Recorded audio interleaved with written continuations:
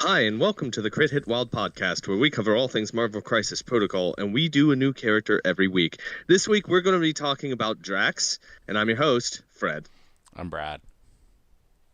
And I'm Steven.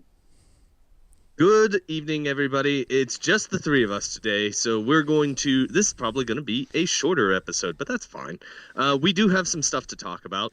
We are going to be talking about a tournament that that Brad and I recently took part in, and we're going to be covering a boy. We're going to be covering Drax the Destroyer. I'm surprised that no one jumped on me that I didn't include the Destroyer in that. But yeah, before we do anything, let's talk about upcoming events. All right, so coming up on January the 8th, that's January of 2026, there is a tournament, not a tournament, that is a demo day at Lost Legion Games and Comics for Marvel Crisis Protocol. Brad is there. I will be there. I don't know if there's anyone else who plans to be there, but if you know of anybody who is interested in learning how to play this game that we all love, send them our way, and we will show them the bare basics of playing Marvel Crisis Protocol and hopefully hook some people into enjoying this game.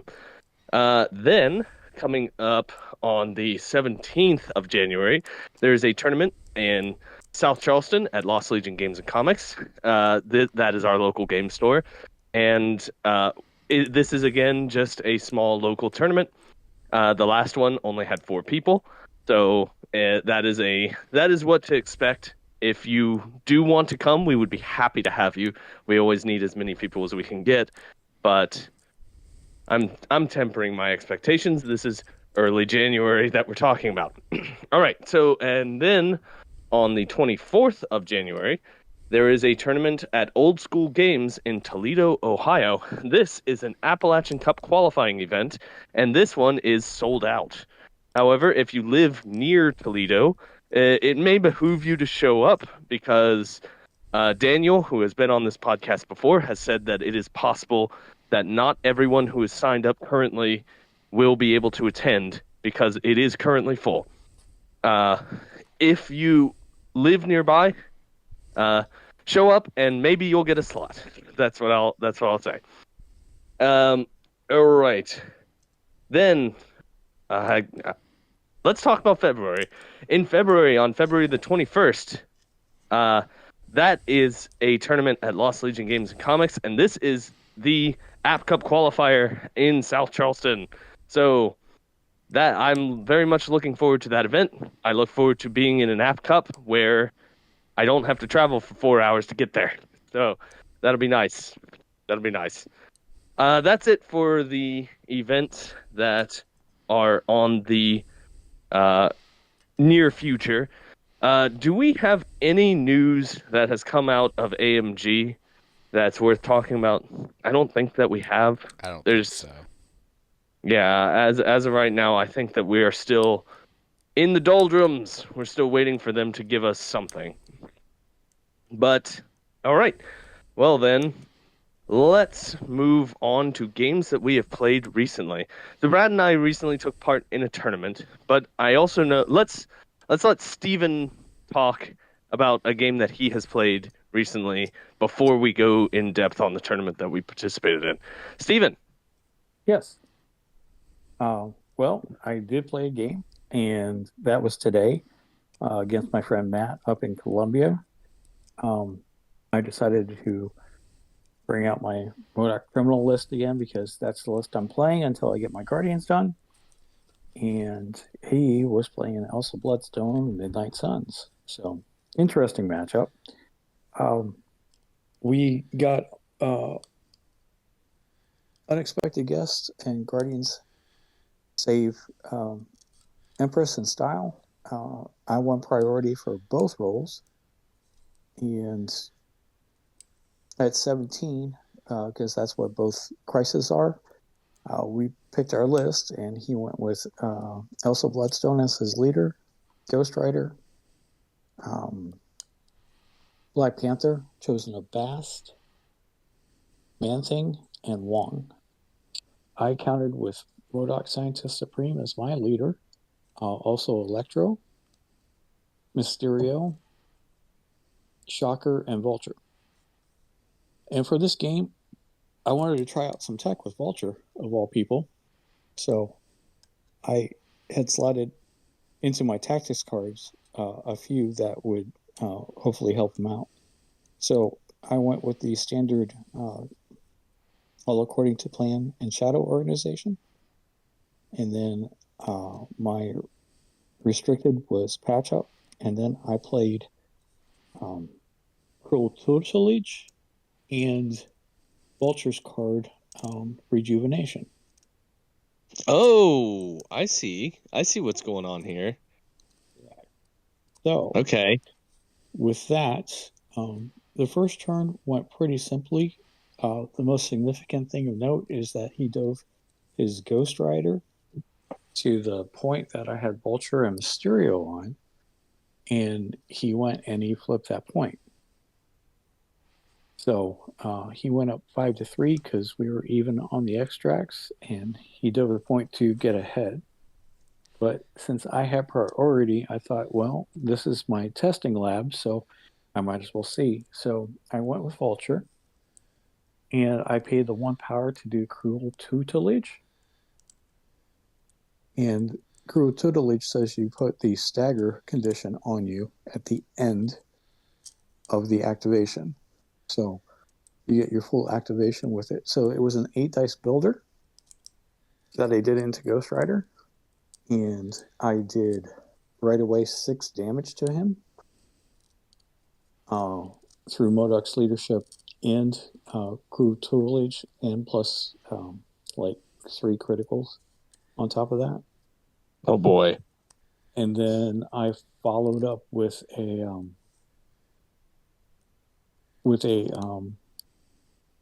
his Fender, which costs 4 power, and I threw him away into. I was going to throw him into Man Thing, but he prevented that with an Indomitable. But needless to say, I dazed out Ghost Rider at that point in time. Ooh, So, good and of start. course, I got the stagger on him, which I promptly removed next round. So, with rejuvenation. So Uh-huh. I found that 2 8 dice attacks physical are pretty good. So Yeah, that's a pretty neat little idea you have there. How do you think it's worth it? Like to bring that much tax? I mean, you do get 8 dice attacks out of it. That is pretty tasty. well, the other thing is that you don't have to play it on Vulture. You can play it on anybody else, and then Vulture can go over to them. And Right. It vulture yeah, and people within a certain range. I don't remember that much about it, but but it was actually pretty good into Elsa because she gave out roots, right? that too. So I mean, even though I used that tech early and to only take off 1 stagger, I believe it was worth it. So uh, like I said, I generated 6 power plus another one for a critical for 7 power. So Vulture had power for days on that. Um, and then my other trick that I pulled off that he wasn't expecting, he had never played against Electro before. And Electro got up to 2 power, and he was on the other side of the board away from Mysterio. However, there was a size 3 in the middle of the board that was within 3 of Electro, and he teleported off of that to get into range of Wong, and he promptly zapped Wong for 3 points of damage, thus powering him up again. And a lot of that side of the board had Electro, Vulture, and Mysterio, with Mysterio moving Man Thing, moving Ghost Rider after he undazed. And Mysterio and Electro were doing their tricks and traps like nobody's business. So Yeah. that was basically the game over there. And Modoc's leadership is really sneaky good, especially if you are claiming cover. It just makes your models that much more tanky because you get the cover adjustment. and you get the MODOK adjustment if you roll the wild. So all of a sudden, you're surviving a lot more than you should. So, needless to say, the game ended up going to me 17-12. At one point in time, I had four of his models dazed, so it was one, and he had to use Ghost Rider's card to take out Wong to put Ghost Rider back into the fight. So Okay. because You were killing everything. the Vulture got into Ghost Rider and he just did a number on him. It was just like wow. So, like I said, my tactics paid off. Adding 3 dice is not a small thing. So, and then when you do it to your builders and you get power on it, I mean, everybody likes Juggernaut doing 8 dice, right? I figure why not Vulture? Okay, well, that's some neat tech that I do think is kind of cool. I do think that's a neat thing to do. That's the first time I've ever genuinely thought about uh rejuvenation as a card, if I'm to be Yeah, honest. because you look at cards and you're like, how can I make this work? And then you look like, oh gosh, I got a stagger at the end. But like I said, Vulture can be sneaky sometimes. So um, he was also, if I needed somebody to dive, he's that medium base, medium move with flight. So because the rest of the guys I had um, Electro, um, Mysterio, and MODOK who all move short, right? So I mean, Hmm. I need somebody with mobility. So that's who I went with. All right then. Well, well done. But Sounds Matt like was a great game. gracious. Yeah, Matt was gracious. He's like, "Oh my gosh, I can't believe this," because, like I said, he didn't know how Electro worked. He would attack him. I'm like, "You don't want to attack him because you only have one health left. Please don't attack him." Hmm. Because it would have been bad things. So All right. Well, let's talk about the tournament that Brad and I participated in. So the way that we did that, so we only had four people attend, but what we do when we have that few people is we do a round robin. So everyone will end up playing everybody, and everyone will get 3 rounds. So it's a pretty good event, even with only four people. So let's go into our first round games. My first round opponent was Savage, and we were playing at 19 threat on Inhumans deploy advanced weaponry and intrusions open. And I was playing Inhumans, and Savage was playing Guardians of the Galaxy. Uh, so he was playing. Let me think here. I may not be able to pull these out. He was playing Star Lord, Spider-Man 2099. Uh, he had another 5 threat, who I am for some reason having trouble thinking of who it was, and Rocket Raccoon, and another 3 threat who I'm forgetting. Jeez, I'm not doing a very good job of this. And I was playing Inhumans with Black Bolt. I had I keep wanting to call him Mads Mikkelsen, and I'm forgetting what his name was. The 4 threat model, who's also a leader. Uh, what's his name? Maximus the Mad, Maximus Maximus the Mad. Mad. Yeah, Mads Mikkelsen, and I. So what is that? 9? That's 9 threat, and so I had 10 more threat on the board, which I think was Killmonger and um, 2 3s. That would be Karnak and Gorgon. That's what I played. Uh, I had Killmonger, and I remember what the other 5 threat was on Savage's side. It was Black Panther. It was 5 threat Black Panther. I should say King T'Challa. So this game went terribly for me, like really quite bad. Round 1, King T'Challa was able to daze Killmonger like immediately. Uh, that's just because he's so fast and so effective, and he also had a nice little spike.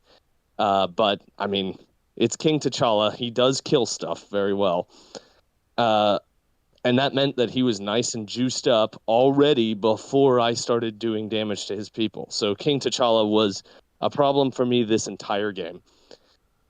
I fight as hard as I can, but there are a couple other places where, like, I leave a person on 1 health in a way that I can't, I can't finish the person off.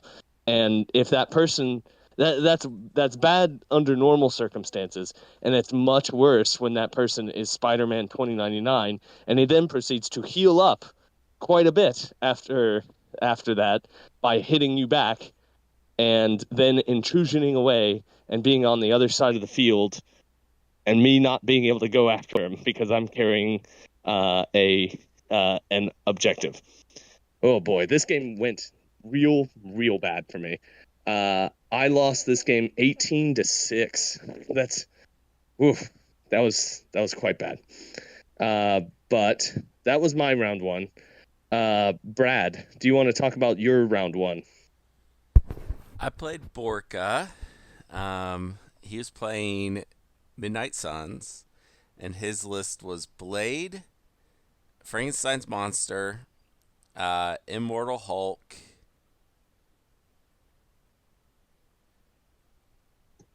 and another 4-pointer. So we played 18. I'll think of who it is in a minute. My list, I played Cyclops with King Black Bolt, and I played those two every round. This is 18 points, so I threw in Rogue and Colossus. We were on Infinity Formula and Hammers. So, as Infinity Formula always does, the fight splits into 2 fights. On my left is he put his Immortal Hulk, and I only have Colossus. On my right, that's where everyone else ended up that I didn't just mention. It wasn't. Incredible Hulk, not Incredible, Immortal Hulk is 7 points. So he had a 3-pointer. It was Black Panther Chosen of Bast. That's who it was. He died quick. King Black Bolt, Cyclops, and Rogue all being on that side pretty dominated that side. The only person they didn't end up getting, like T'Challa was dead pretty quickly. Blade was flipped quickly. He lasted a couple turns after that, though. And I never did Days Frankenstein's Monster. At one point, there was a hammer sitting next to him. Borka activated him and then double moved him to the other side of the board. And that's when I looked at Borka and said, that was a good play. And my normal opponents, Fred and Memphis, would not have made that play. And I kind of wish I was playing you that game, Fred, because you would have picked it up, charged into whoever was on that point, King Black Bolt. You would have charged into King Black Bolt and made an attack. 2 attacks. King Black Bolt would have lived, and then he would have beat up Frankenstein's Monster and taken your hammer, and then had 2 hammers. And that, you're right. I would have done that. And that would have been correct. so much better for me than him moving Frankenstein's Monster to the other side of the board. And Jared came and hung out, the former host of this podcast. And Brandon also hung out because he had to be somewhere a little bit later and it was odd, so he chose to sit out instead of me. And they were judging us this entire time. Borka could have won at least a turn early, if not 2, than he did. We end up tying at 17. No, it was tied. We tied at 16, then we tied at 20. And then Borka finally won 25-23. Because at that point, the attrition had caught back up the other way, and I couldn't do anything to keep the game going. But I feel like I played pretty well to keep it going that long. It was rough. Yeah. I did Days Immortal Hulk. He ended up taking the immortality token off of him eventually in this game. Oh boy. So he healed all the way. He did. Oh God. Okay. Well, sorry to hear that. Sorry. Yeah. This is a good game. This was a really good game. Yeah. It was tied twice over 16. That's intense. Yeah. That's a close game. Okay, well, let's talk about round 2. Round 2, it was Brad versus me. Brad, do you want to go do this one? What I want to say about this game is rounds 2 and 3 between both rounds added together, I scored 1 point. Yeah. Okay, so we were playing at 19 threat. We were playing on Terrigen canisters and intrusions again. I played Black Bolt, Maximus the Mad. I again almost called him Mads Mikkelsen. Maximus the Mad. I played Medusa, and then Karnak and Gorgon. Medusa is someone who, when you just look at her, you're just like, she's good, but is she like really great? And then when she's on the table, she feels fantastic. She's really good. She's really quite solid. I played Cyclops, King Black Bolt, and then I played every 3 in my roster. So that was Magic, X-23, and hold on. Crap, I can't remember either. I have Magic. it. And Gambit. Of course, Gambit. Yeah, I remember. What's Gambit. an X-Men list without Gambit? Right. So we start off, and I start off with a cheeky steal of one of his side's extract tokens with Quicksilver. Oh, I had Quicksilver. Hold on. I didn't have Karnak. No, you did not have Karnak. I did not have Karnak. I had Quicksilver. I started off with a cheeky steal of one of his side's extracts with Quicksilver by using Great Refuge and then running up and then slow moving back. But I was still back on one of the intrusions and pretty far back. He did get hit, but not quite fatally. And that put me ahead early. Like, I got an early lead because of that. King Black Bolt went in on Quicksilver and didn't quite finish the job in round 1. And in round 2, I think that the first thing I did was double move Quicksilver behind a building. He couldn't get completely behind the building, but he was nestled in back there. And King Black Bolt had to, shooting at him was having trouble doing him damage because I had cover and Quicksilver can reroll 2 defense dice against energy attacks. And I think that, did you shoot at him like 3 times and not take him out? It was something, it was a lot. And that gave me a huge advantage that Brad's 6 threat model was tied up by Quicksilver, who he couldn't quite finish off, just because dice were not going the way Brad's way. There are a couple other spots where dice don't help Brad in this game. Like Cyclops once gets up on Maximus the Mad, and he has Black Bolt in range, and I know exactly what he's trying to do. He's trying to line up quick shots where if he gets a wild in an attack, he can make an attack targeting someone else who's in range. And a hit. A wild and a hit.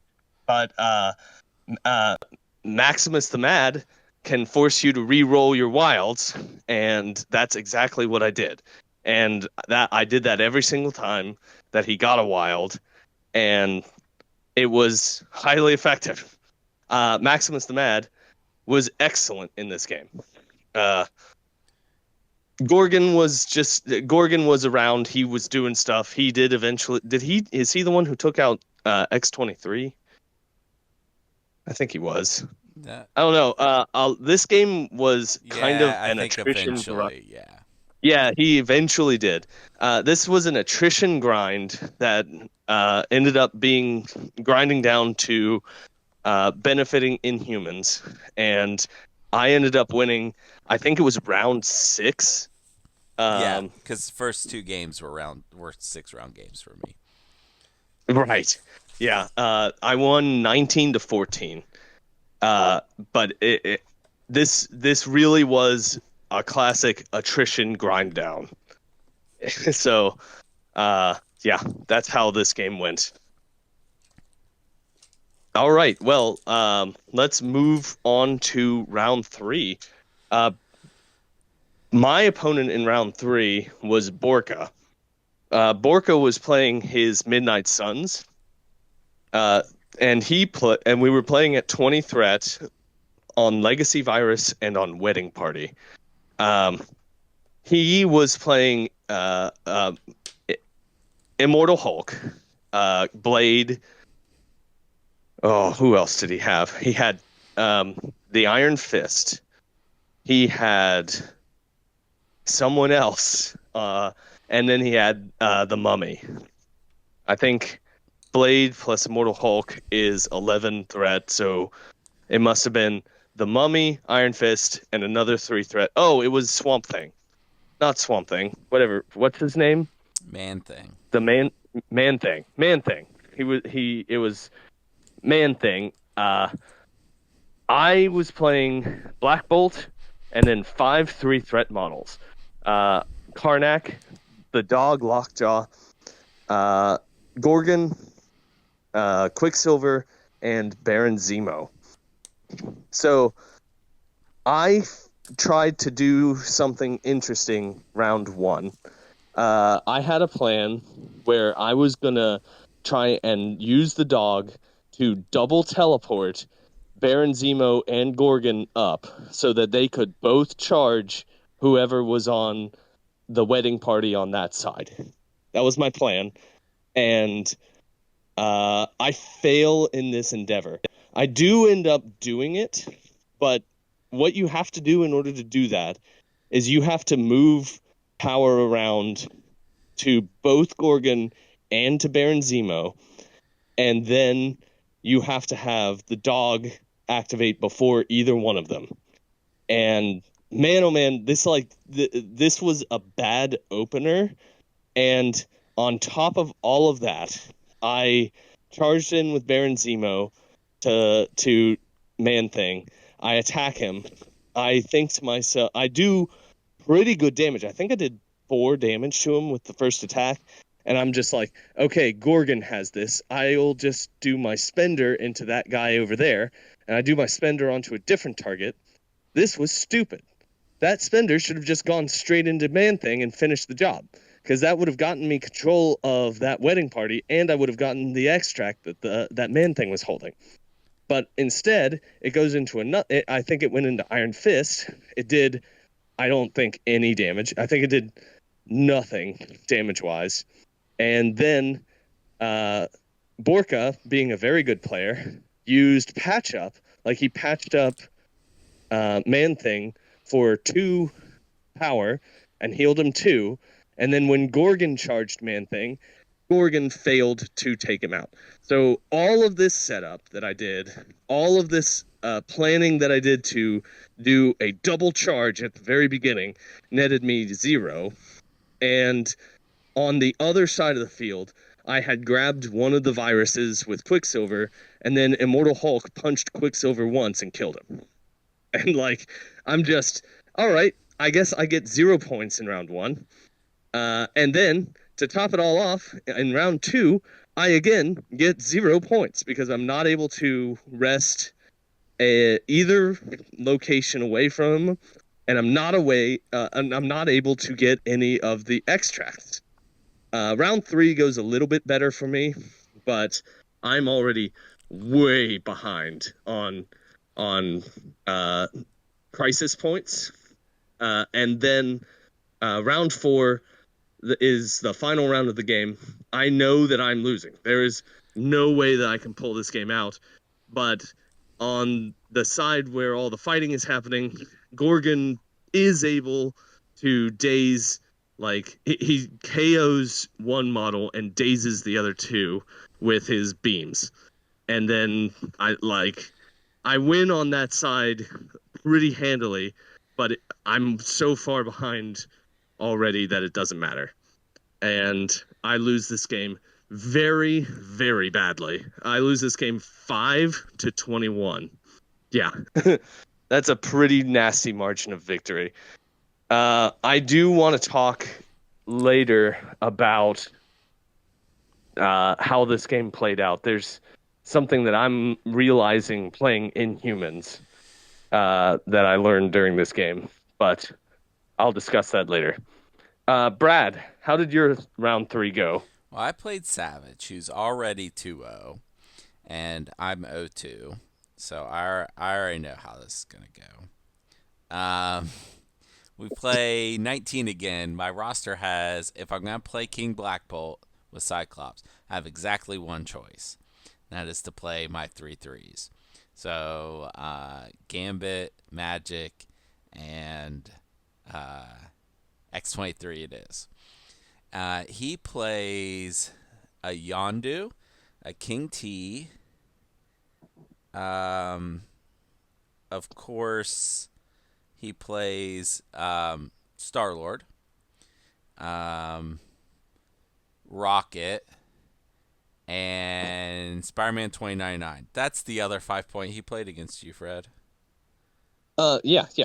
No, I had gotten 2099, and the other one was King T'Challa. Oh, okay. Sorry, I thought you had King T. And I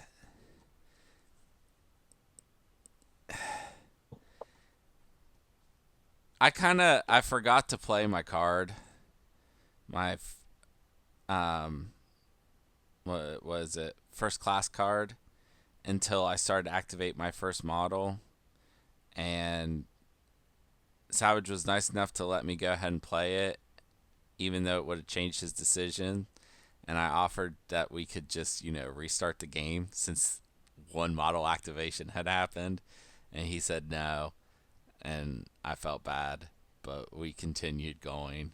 I think it worked out for him anyway, because Magic ended up grabbing the point and hiding behind a building, and I think she got dazed turn 1. So it turned out okay. And then on the other side, he just went over with Star-Lord, and Star-Lord only took a little bit of damage. So things should have rolled out differently, but they were fine. We tied first turn 4-4 somehow. So maybe she died. Maybe she dazed first thing second turn. Magic. But King T is a force to be reckoned with. He pretty much dominated this game. There was a round where Gambit, after he flipped, with some good dice, as he sometimes has, could have, turned the game around and given me a better shot. But he chose to roll very few wilds or none or something like that and do very little. And King T and 2099 easily mopped up one side of the board. And the other side of the board, X-23 and King Black Bolt, pretty easily mopped up what was Rocket and Star-Lord. So that was... Both sides were very much overwhelming force for one side or the other. And unfortunately, his mobility with his models, and my poor 50-50 dice rolling meant that there was a turn where he scored all 4 secures, and then a turn where he scored 3 out of 4 secures. So he won the game off the back of that. And then by the end of the game, King T had 3 hammers and was just murking fools. So yeah.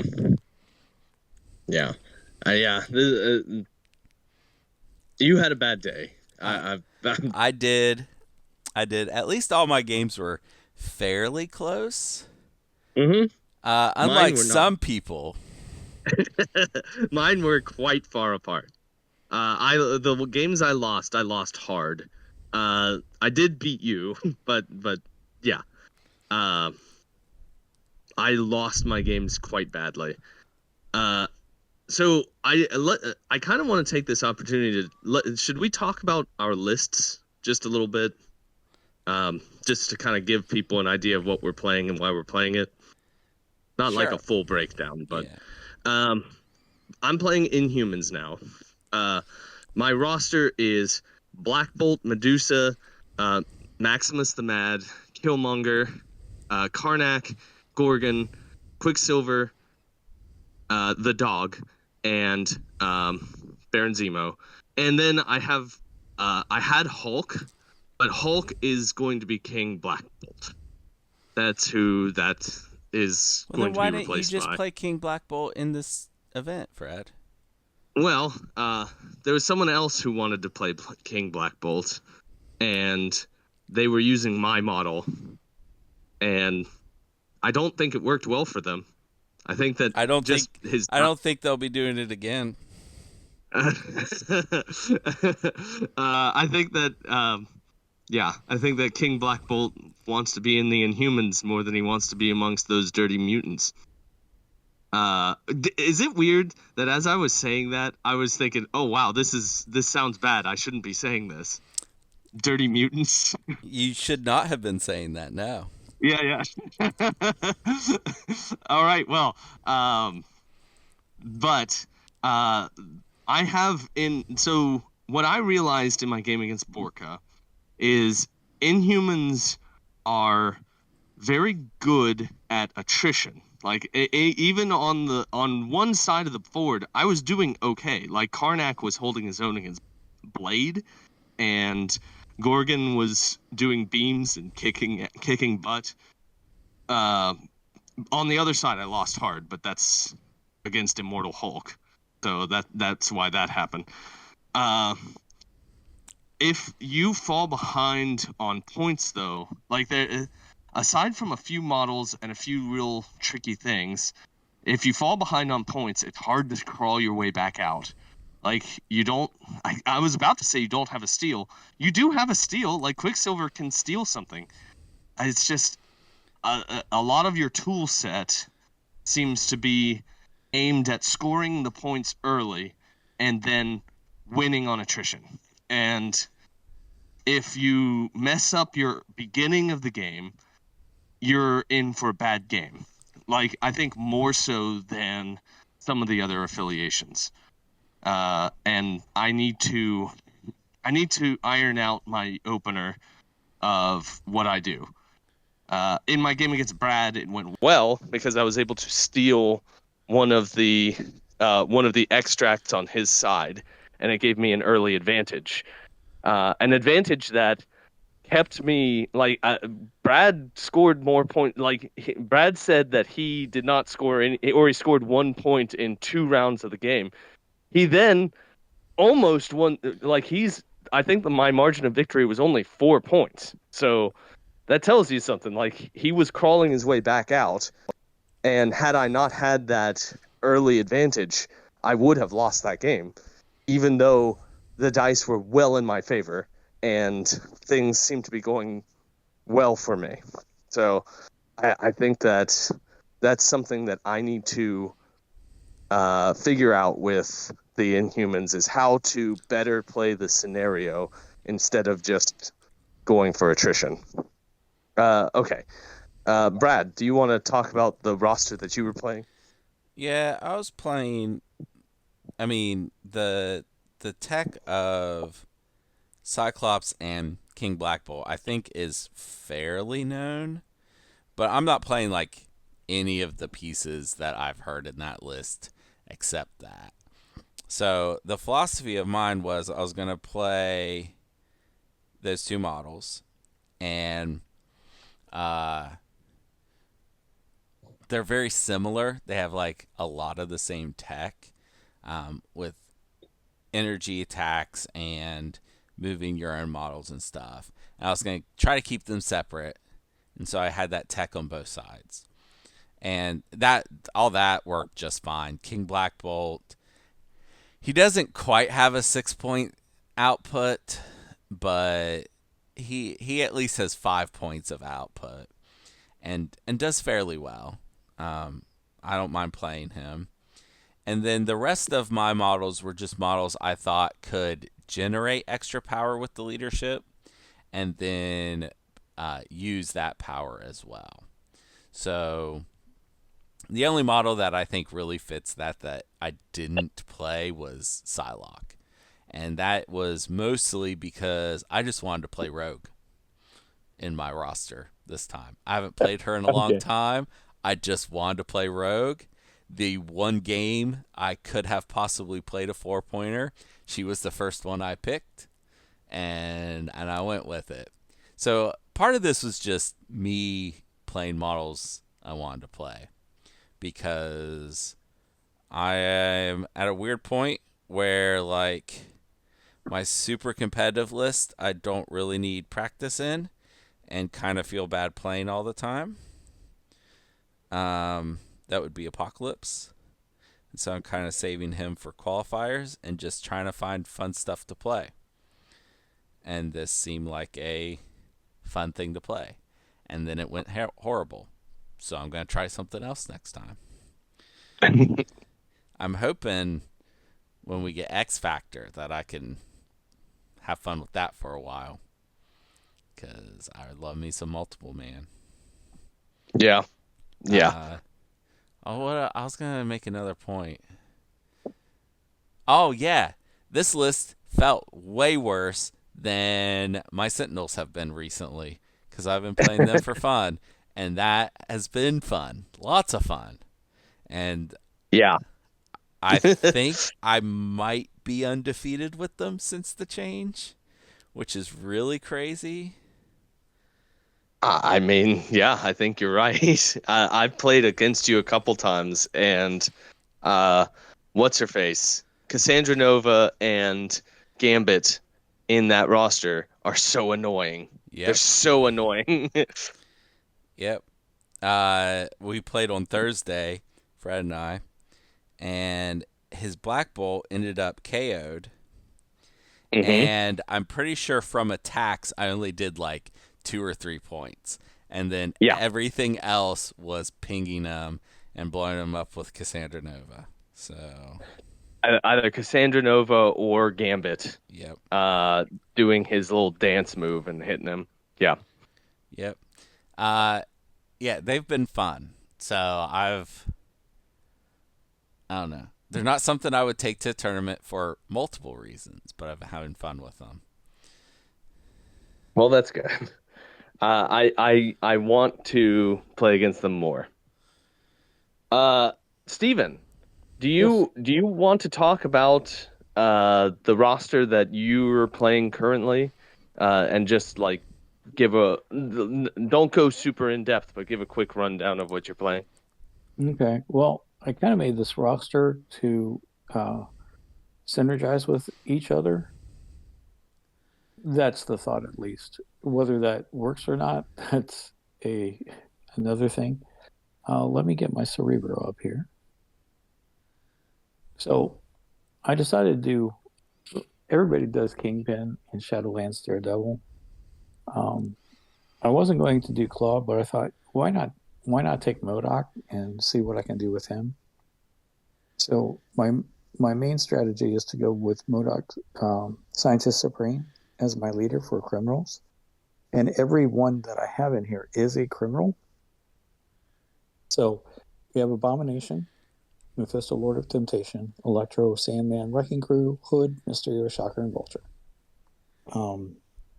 My tactics are Indomitable and Patch Up, all according to plan. Cruel Total Legion and Shadow Organization are the criminal syndicates.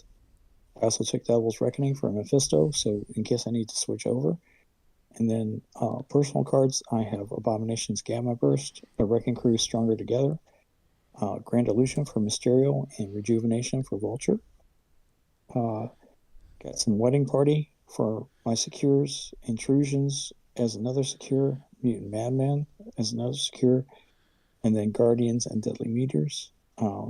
Stuff that's kind of slower and fighty. And then I have Skrulls, Deadly Legacy Virus, Fear Grips World, Alien Ship, and Scientific Samples for my extracts. And the thing of this is that MODOK has that great shunt attack where I can put attacks into somebody else. That's mainly why Sandman's here. He also does that with Mephisto, Lord of Temptation. So they can shunt attacks off onto these little Sandman grunts and give Sandman power at the same time.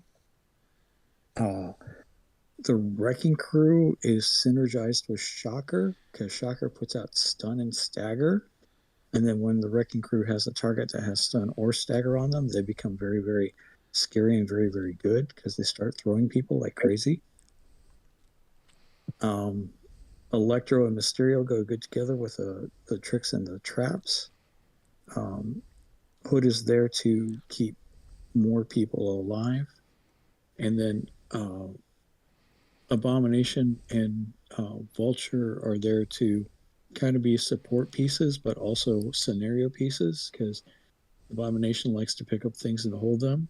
And then Abomination and Vulture are also good people to dive scenario points in the opponent's zone. So, like I said, everything kind of goes together. And then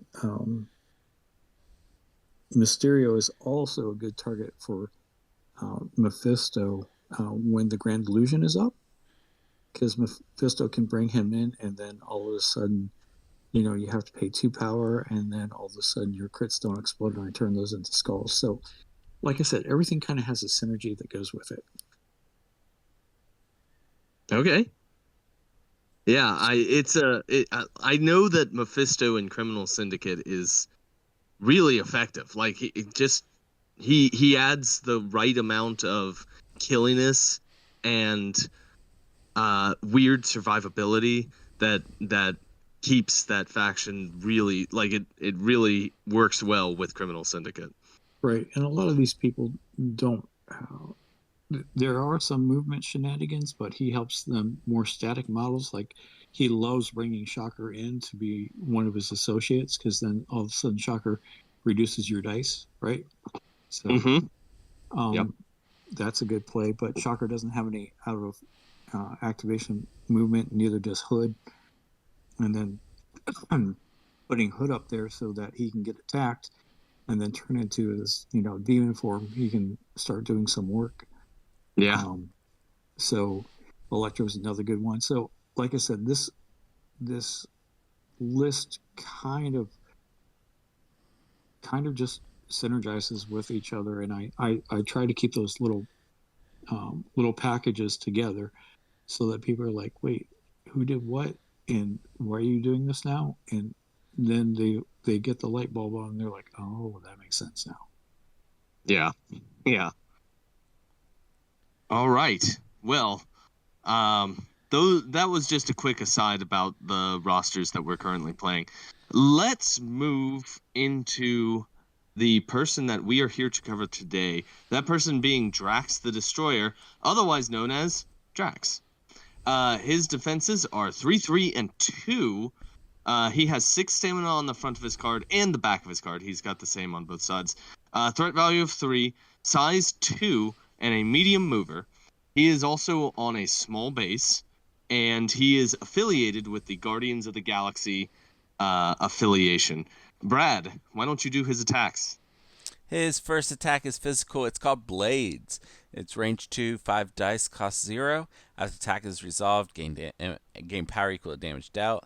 If the target character has a bleed special condition, you may reroll 2 dice during this attack, and wild bleed after the attack is resolved. His second attack is physical, headbutt, also range 2, 4 dice, it costs 2. Wild stun after the attack is resolved. And after this attack is resolved, if the character is size 3 or less, it may be pushed away from this character's short. Next is a physical Titan Killer, range 2, 3 dice, cost 3, but you get to add 1 die to this attack for every damage on this character.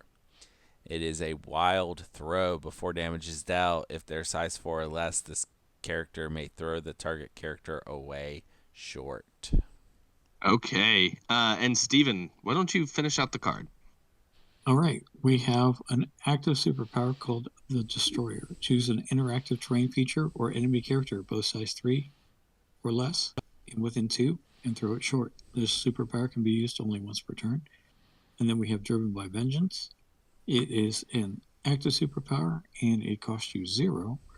When this character is damaged by an enemy attack, you may use this superpower. Place a Vengeance token on or move an existing Vengeance token to the enemy character that caused the effect. While this character is attacking a character that has a Vengeance token, this character rolls 3 additional attack dice. After the attack is resolved, the Vengeance token is removed. This character may only have 1 Vengeance token in play at a time, and he has an innate called I Can Take It. When this character would suffer 1 or more damage from an enemy effect, reduce the amount suffered by 1 to a minimum of 1. Okay. So that is Drax. First things first, is Driven by Vengeance supposed to be a reactive superpower instead of an active superpower? Yeah. Okay. All right. I was. It seems like it's wrongly marked. Okay. Well, that's first thing. So I want to throw this over to Brad. Brad, what do you think about Drax? I fucking hate him. I know. I hate Drax. Every time he's played against me, I deal 5 damage to him, get a Vengeance token, and then he wrecks whatever model I attacked him with. Every time. On paper, he doesn't look like he's that good. But he is. He is surprisingly good for a 3-pointer. There's just so many times where he's just going to roll way too many dice and wreck you and throw you and then throw you again and then just absolutely destroy you. Yeah. I think so he's a 3-threat model, and he has a lot of interesting tech on this card. I was telling Steven before you joined the call today that Drax is kind of like your bane. He takes you out every single time. Every time. Steven, what do you think here about Drax? Well, looking at his stats up top, and then I Can Take It, he's got 3, 3, 2. He's got 6 health on his front side and his back side. And except for movement shenanigans, he looks like a little rhino. Yeah. Huh. Okay. Except Rhino does his thing to get more dice, but he gets more dice just because of Vengeance and damage that's on him for his Titan Killer. Rhino has never hit anything as hard as Drax can hit something. That's true. Right. He doesn't have the movement shenanigans, but if you put him on a point, one-on-one with somebody, that person might be in trouble. Yeah. He is best on a one-on-one situation. Oh, absolutely. Absolutely. Yeah, I think he brings a lot to the table. And you have to factor in that he is Guardians of the Galaxy affiliated, and oftentimes he's going to have a Winging It token on him, and that's just even more dice fixing on the huge number. This is not who they're putting Winging It tokens on. You're right. Unless he really needs Drax to do work, you're probably not putting a winging token on him. You're correct. But still, I mean, I think that Drax is a pretty gnarly little 3-threat model in Guardians of the Galaxy. Let's talk about his flaws. I mean, Steven's right. There's no action compression here. He stands on a point and goes, "Come at me, bro," and there's nothing that he can do otherwise.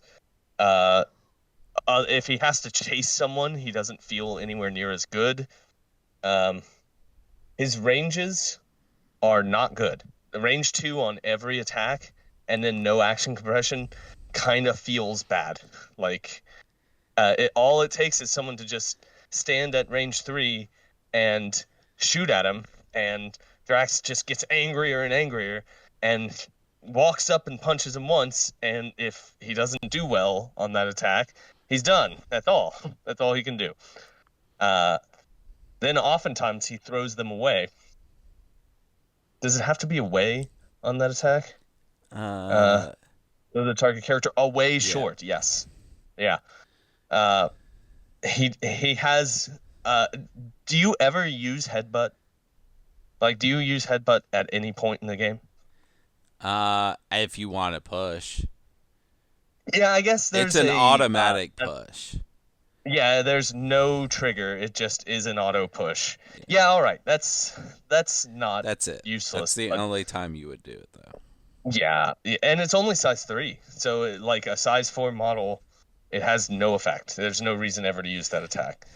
I mean, it is a third attack, so it's not like he doesn't have 2 other very good attacks, but yeah. He has a fairly cheap throw, which is good. Better than it has been before, because now there's actually a reason to throw like size 1 terrain at people. And he can throw characters. And he can throw characters, which is really good. So yeah.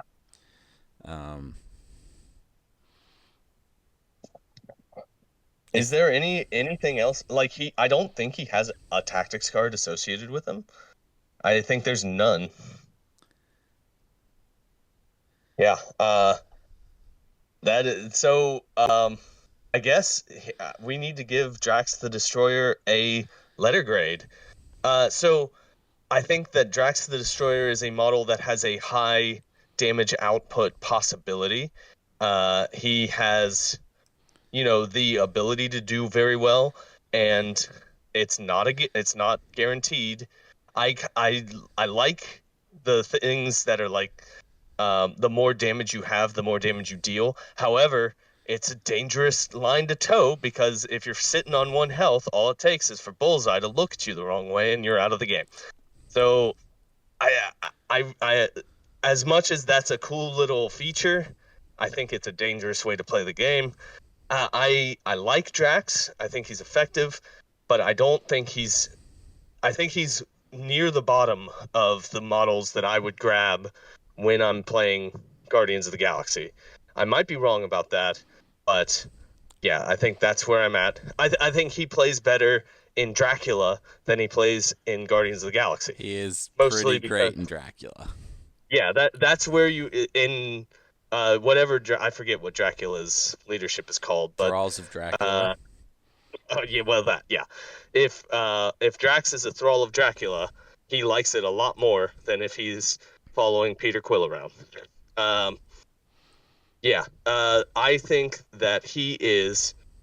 I think I hate to give him a C+, but I think I'm giving him a C+. That's where I'm at for Drax. Steven, what do you think? What are your thoughts? Oh, damage reduction is always good. He's got range problems though, so I'm gonna give him a B- just because he's got a lot of damage output if you can get it going. Yeah. And Brad, what do you think here? Well, if I went with my heart, I'd say S, but I'm gonna go with my brain and say B. Am I the lowest? Oh, geez. Okay. I was the harshest on Drax. All right. Well, that is our take on Drax. Brad, do you have any comic book recommendations that feature Drax? Not only do I have comic recommendations, I have two different versions of Drax because Drax has been two different characters in his publication. Not that two people have been Drax. That's different. It's just a continuity problem. No, it's not a problem. They just decided that the character he wasn't working, so they fixed it. And now he's the Drax we know. So his first appearance, I can't believe I never knew this. Invincible Iron Man 55 by Jim Starlin and Mike Friedrich. This is the first appearance of Drax and Thanos. I cannot believe that Thanos' first appearance is in a random issue of Invincible Iron Man. That's crazy. Oh boy. That's crazy.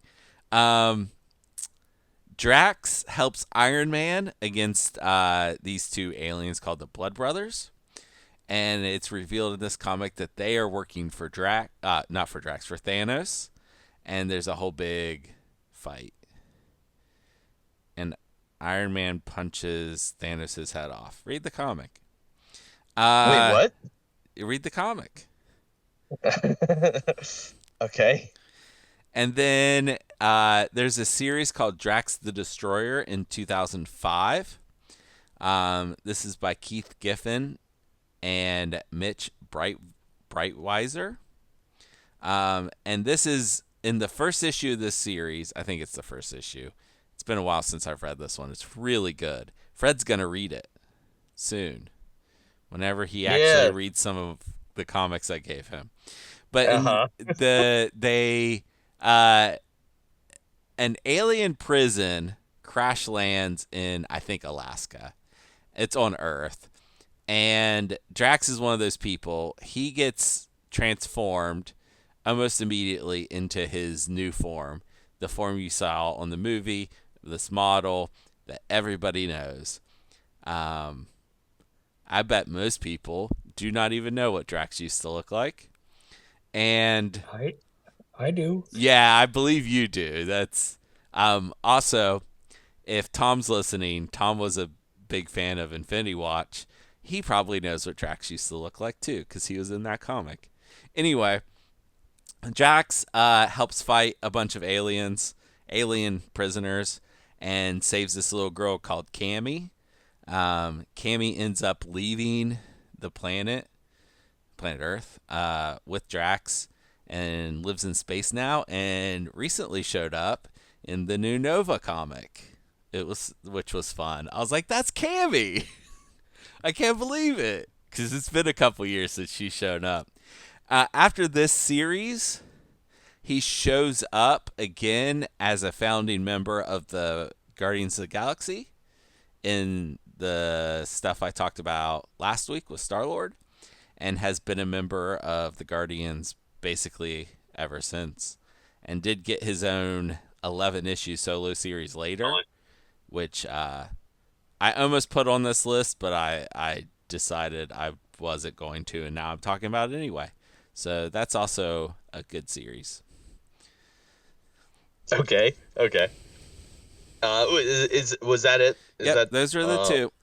Invincible Iron Man 55, and then the 4-issue miniseries called Drax the Destroyer. That's really good. Okay. Well, thank you, Brad. So I guess the only thing that's left is my non sequitur recommendation. So, Drax the Destroyer was played famously by Dave Bautista in the Guardians of the Galaxy movies. He is shockingly charismatic, really funny. I absolutely love his portrayal of Drax, and it kind of catapulted his career in movies. Now, what that means is he's oftentimes the heavy in a movie. He's the big guy who can kick ass, and that usually means he's in some lower rent B movies. He does well in them, but I don't know if I want to, if I'm like gonna recommend them. He's also in the Dune movies as Beast Raban. He's very good, playing away from his normal self. Like there's no comedy in his portrayal at all. It's purely rage and hatred, and also weird supplication. Those of you who've seen the movies know what I mean. But I don't know. Like, I'm pretty sure that I have already recommended the Dune movies. I mean, when I say the Dune movies, I mean Denis Villeneuve's Dune, not uh, not David Lynch's Dune. But I think that what I'm going to recommend is a studio comedy from this year, a year that has had very few of those, and there have been very few of them for a long time. And that is The Naked Gun, the continuation of the Naked Gun series, with Liam Neeson as Frank Drebin. I love these movies. These movies are so incredibly stupid and very funny in their own way. And this one manages to hit that exact same tone in the way that is it's very fun to watch. Dave Bautista does appear in the movie for a short while, standing in for Liam Neeson as he is taking a bathroom break. It is I very much enjoyed this movie, and it was nice to go to a studio comedy and laugh my ass off in a theater, which I haven't really had the chance to do in a long time. So I hope they make more movies like this. I hope that they're coming back. I don't know if they are, but that's where I'm at. And if you want to see, hold on, if you want to see Dave Bautista performing his ass off, watch Blade Runner 2049. He's so good in that movie. Fred, have you seen that? I have not seen Blade Runner 2049. He is so good in that. Like, okay. Easily the best actor in that movie. Okay. I mean, he has acting chops. There is no doubt about that. He is a good actor. He's not The Rock.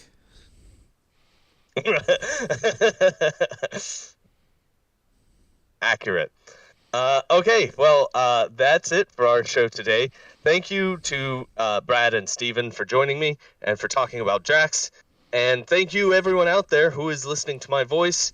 I hope that you all have a wonderful rest of the week. Goodbye.